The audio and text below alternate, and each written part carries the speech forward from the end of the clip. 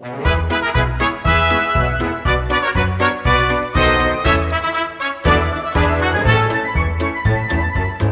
are looking at the April 7th, 1720 edition of the American Weekly Mercury, a newspaper printed in colonial Philadelphia. Documents like this are rarely read as they were intended. They get filed away as passive historical records. But to the colonists who purchased this broadsheet, this ink was a live wire. It delivered urgent data on global volatility directly to their doorsteps. The front page of this single edition carries news of sweeping political purges by the Spanish crown and strict ultimatums enforcing religious treaties within the Holy Roman Empire. Turn the page, and the dispatches shift to the West Indies, where aggressive pirate factions are actively dismantling oceanic trade networks. Further down, the scope tightens to a single street in London, detailing an inescapable urban tragedy that claimed an entire household before sunrise. To understand how these intersecting crises were actually processed by an 18th century readership, we need to bypass modern historical summaries. We are going to rely strictly on the primary text to read the news exactly as it was reported. We begin with international affairs. The front page leads with dense diplomatic dispatches from Whitehall, Milan, and Vienna, tracking how European crowns aggressively recalibrated their power structures. This text from Whitehall, dated December 11th, details decisive action taken by the King and Queen of Spain against one of their own ministers, Cardinal Alberoni. The reporting outlines a direct royal mandate, strictly forbidding the cardinal to meddle with the affairs of the government, banning him from appearing at the palace or before the royal family. The timeline for his exile was severe. The crown ordered him to leave Madrid in 8 days and the dominions of Spain in 3 weeks. The text explicitly states the crown's motive for the purge.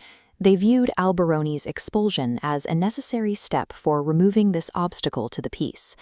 Yet an adjacent dispatch from Milan demonstrates that achieving this peace required heavy militarization.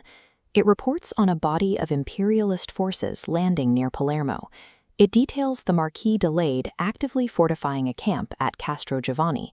His forces included a militia with the ominous title Torre della Morte, translated here as the Forlorn Hope, engaging in hostile entrenchment.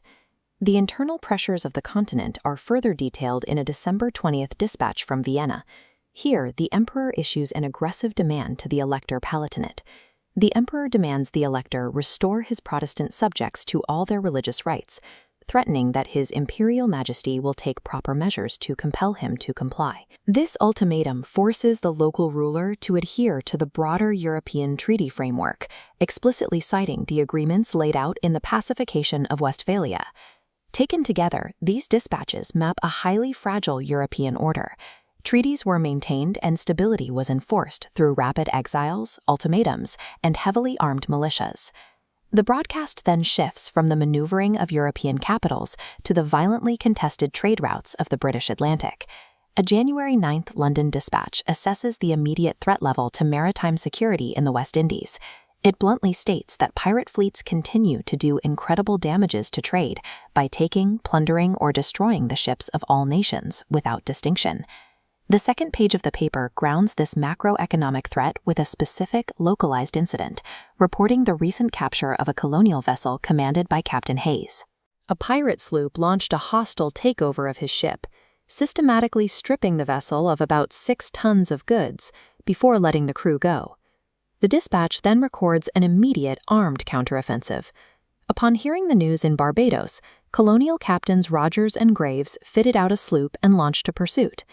They engaged the hostile vessel at sea, successfully firing upon the pirates and killing several of their combatants in a direct firefight. However, the operation was a tactical failure.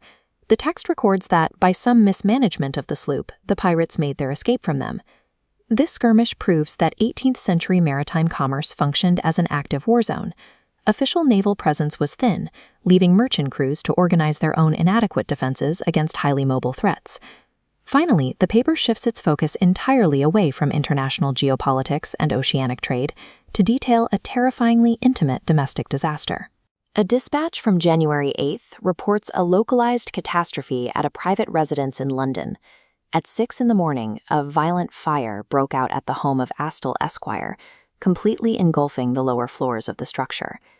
The text recounts a fatal miscalculation. Upon smelling smoke, the homeowner went downstairs to secure his books and a plate. By the time he tried to return, the rapid blaze blocked his path up the stairs. The newspaper lists the casualties precisely as they were recorded. His poor wife, 3 children, a wet nurse, and a servant maid were all in bed. The rest were all burnt. This isolated paragraph is a stark reminder of the extreme physical precarity of the era. A simple morning routine in a major metropolitan center could turn instantly fatal, with no possibility of intervention. Pulling back from the individual columns, we can see this newspaper as a comprehensive artifact delivered to a colonial reader. It presents a sharp contrast between massive, high-level attempts to impose global order through peace treaties and royal mandates against the highly localized, uncontrollable forces of chaos operating in the exact same week. For the historical reader in Philadelphia, these disparate realities were not isolated events. Vast geopolitical shifts and sudden local violence were printed side by side and consumed simultaneously over breakfast. These dispatches show that navigating the 18th century meant recognizing that high statecraft and basic day-to-day physical survival were inextricably linked. To accurately map the past, we have to look past the historical summaries and read the exact, unfiltered primary sources printed in their own time. The Daily Dispatch, history in print, no modern gloss, no